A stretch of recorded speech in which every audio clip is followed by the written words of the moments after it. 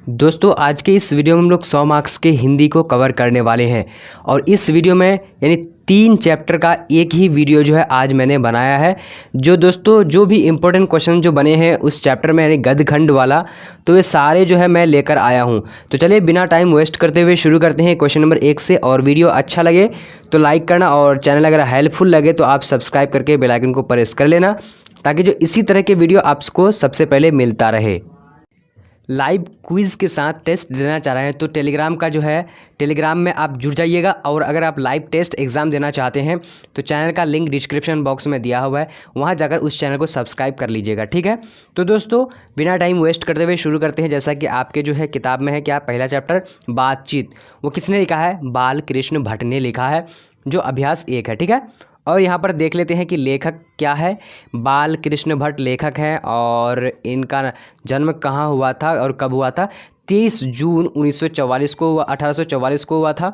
और यहाँ पर जो है दोस्तों सॉरी यहाँ पर 14 होना चाहिए था, ठीक है। तो 20 जुलाई 1914 को जो है इनका जन्म हुआ था, ठीक है, सॉरी मृत्यु हुआ था। अब बढ़ते हैं क्वेश्चन की ओर। तो 1 नंबर क्वेश्चन आ चुकी है, क्या कह रहा है, बाल कृष्ण भट्ट किस काल के रचनाकार थे। तो इसका राइट आंसर क्या हो जाएगा, डी नंबर, यानी आधुनिक काल के रचनाकार थे। अब बढ़ते हैं दूसरा क्वेश्चन, स्क्रीन पर है दूसरा। तो क्या कह रहा है दोस्तों, दूसरा नंबर के बाल कृष्ण भट्ट की रचना बातचीत क्या है, ये भी 2018 में पूछा गया है। तो इसका राइट आंसर क्या हो जाएगा, यानी ललित निबंध है, ठीक है। राइट आंसर डी नंबर हो जाएगा। अब बढ़ते हैं यहाँ पर तीसरा नंबर क्वेश्चन, स्क्रीन पर क्या कह रहा है कि बातचीत शीर्षक निबंध के निबंधकार का नाम बताएं। तो इसका राइट आंसर हम लोग देख ही चुके हैं ऊपर में, तो राइट आंसर ए नंबर बाल कृष्ण भट्ट राइट आंसर हो जाएगा। वीडियो अच्छा लगे तो लाइक ज़रूर करना, और चैनल लगता है कि हेल्पफुल चैनल है, इससे हमारी मदद हो सकती है, यानी जो है तैयारी हो सकता है, तो आप सब्सक्राइब जरूर करना, ठीक है। अब यहाँ पर 4 नंबर क्वेश्चन क्या कह रहा है, बाल कृष्ण भट्ट का जन्म कब हुआ था। तो इसका राइट आंसर यानी बी नंबर हो जाएगा, 23 जून 1844, ठीक है। अब बढ़ते हैं अगले प्रश्न की ओर। तो यहाँ पर आ चुकी है, क्या कह रहा है, बाल कृष्ण भट्ट का निधन कब हुआ था। तो इसका राइट आंसर की बात करें तो क्या हो जाएगा दोस्तों, यानी सी नंबर 20 जुलाई 1914 को हुआ था। अब बढ़ते हैं यहाँ पर 6 नंबर क्वेश्चन, स्क्रीन पर क्या कह रहा है, कह रहा है कि बाल कृष्ण भट्ट का निवास स्थान कहाँ था। तो इसका राइट आंसर क्या हो जाएगा, यानी इलाहाबाद उत्तर प्रदेश, ठीक है। अब बढ़ते हैं अगला प्रश्न की ओर। 7 नंबर क्वेश्चन स्क्रीन पर आ चुकी है, क्या कह रहा है दोस्तों, कह रहा है कि बाल कृष्ण भट्ट ने मोटा मोटी कुल कितने निबंध लिखे थे। तो इसका राइट आंसर क्या हो जाएगा दोस्तों, यानी 7 नंबर का राइट आंसर ए नंबर, यानी 1000 लगभग लिखे थे निबंध। अब बढ़ते हैं अगला प्रश्न। तो दोस्तों यहाँ पर आ चुकी है 8 नंबर, क्या कह रहा है, बाल कृष्ण के प्रहसन का नाम बताएं। तो इसका राइट आंसर क्या हो जाएगा, 8 नंबर का बी नंबर हो जाएगा दोस्तों, यानी ये तीनों राइट आंसर हो जाएगा। अब बढ़ते हैं अगले प्रश्न की ओर। 9 नंबर क्वेश्चन तो स्क्रीन पर आ चुकी है और जवाब भी हम नीचे में दिखा दे रहे हैं आप लोग अच्छी तरीके से। तो यहाँ पर आ चुके हैं, कौन सा उपन्यास बाल कृष्ण भट्ट ने नहीं लिखा था। तो 9 नंबर का जो राइट आंसर हो जाएगा दोस्तों, क्या हो जाएगा, यानी बी नंबर राइट आंसर, यानी आज़ाद शत्रु, राइट आंसर बी नंबर हो जाएगा। अब बढ़ते हैं यहाँ पर क्वेश्चन नंबर 10 नंबर क्वेश्चन क्या कह रहा है दोस्तों, कह रहा है कि खाली जगहों को भरें अनेक प्रकार की शक्तियाँ जो वरदान की भांति ईश्वर ने मनुष्य को दी है, उनमें से भी डैश एक है। तो क्या है दोस्तों, तो राइट आंसर जो हो जाएगा 10 नंबर का सी नंबर, यानी वाच शक्ति राइट आंसर हो जाएगा, ठीक है। अब बढ़ते हैं 11 नंबर क्वेश्चन।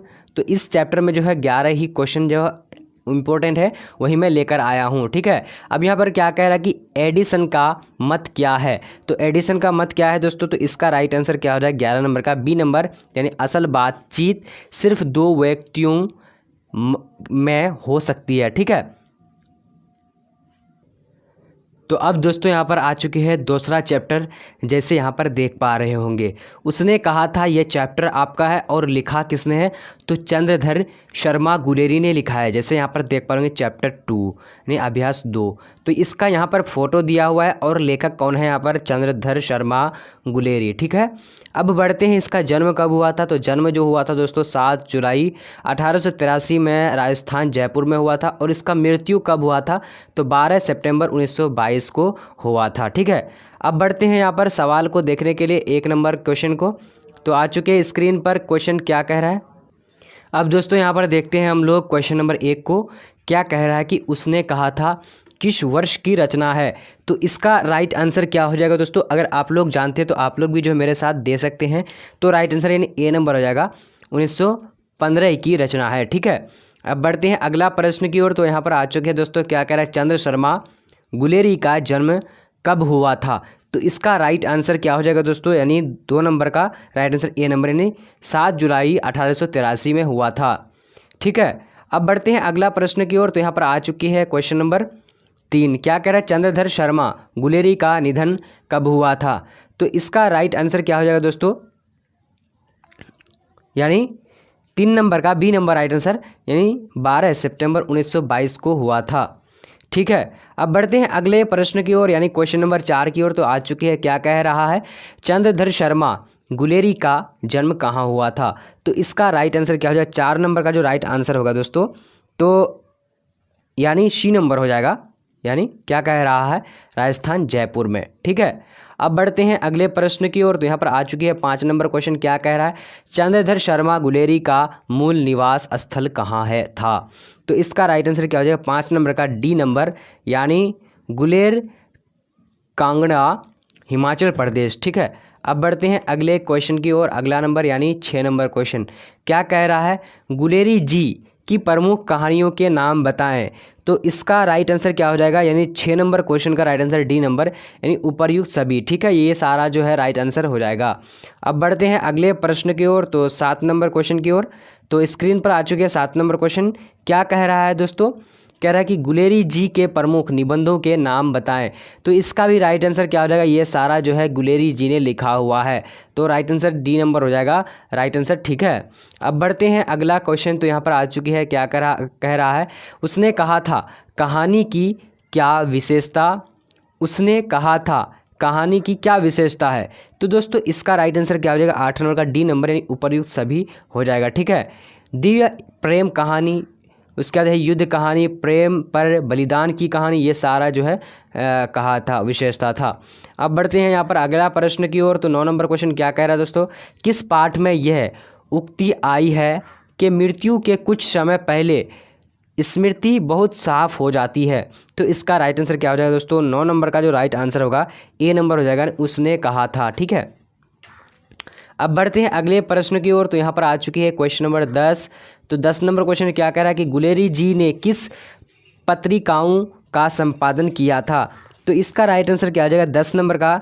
तो दोस्तों 10 नंबर का राइट आंसर ए नंबर हो जाएगा, यानी समालोचक, काशी नगरी, प्रचारिता पत्रिका, राइट आंसर ए नंबर हो जाएगा। ठीक है, अब बढ़ते हैं यहाँ पर 11 नंबर क्वेश्चन। तो स्क्रीन पर आ चुके हैं 11 नंबर क्वेश्चन। क्या कह रहा है कि किन विषयों पर गुलेरी जी ने लेखन लिखा था।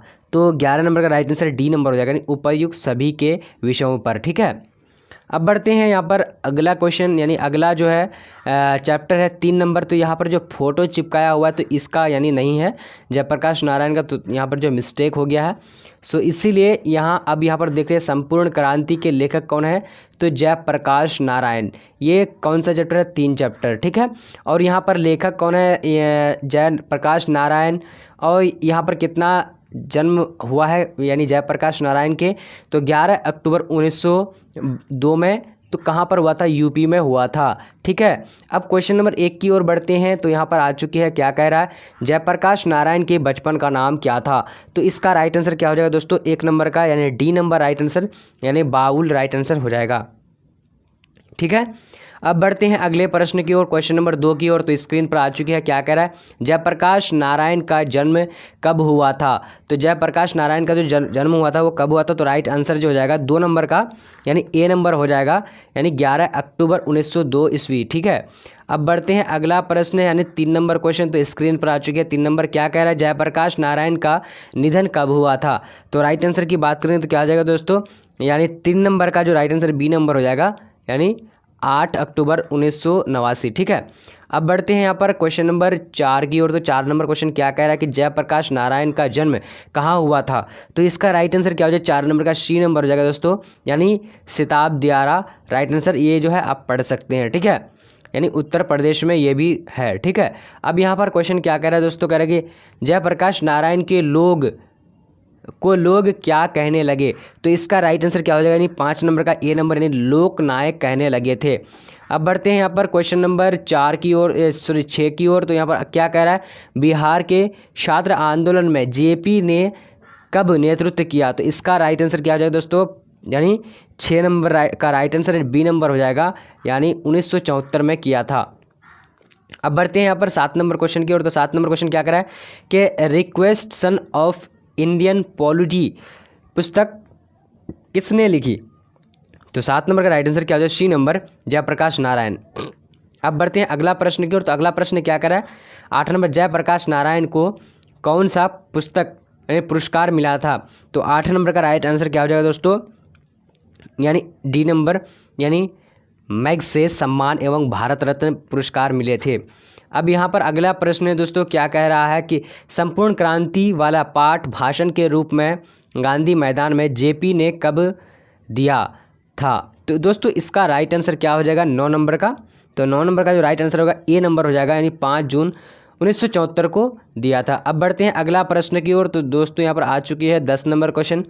क्या कह रहा है? किस पाठ में आया है? अगर कोई डेमोक्रेसी का दुश्मन है तो वे लोग दुश्मन है जो जनता के शांतिमय कार्यक्रमों में बाधा डालते हैं, उनकी गिरफ्तारियां करते हैं, उन पर लाठी चलाते हैं, गोलियां चलाते हैं। तो ये क्या कह रहा है? तो इसका राइट आंसर जो हो जाएगा दोस्तों 10 नंबर का बी नंबर, यानी संपूर्ण क्रांति राइट आंसर हो जाएगा। तो दोस्तों आज यानी 3 चैप्टर में हम लोग लगभग 32 या 31 क्वेश्चन को कवर किए हैं।